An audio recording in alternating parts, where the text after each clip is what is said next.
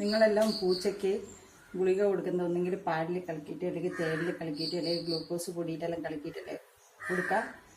എന്തായാലും പൊടിച്ചിട്ടല്ലേ കൊടുക്കുക. ഞാൻ ഇങ്ങനെയാണ് കൊടുക്കുക, ഇങ്ങനെ തന്നെ കൊടുക്കും ഗുളിക. പൂച്ച ഗുളിക കഴിക്കുന്ന നോക്കിക്കോ.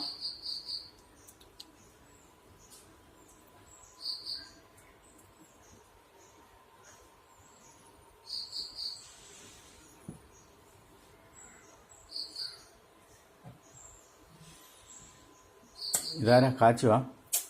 ആരാ? കണ്ണൂർക്കാരി. കണ്ണൂർക്കാരിയാണിത്, കണ്ണൂർക്കാരി. അയ്യാ ഇറക്കിയാ ഇറക്കി ഇറക്കി ഓഫാക്കെ.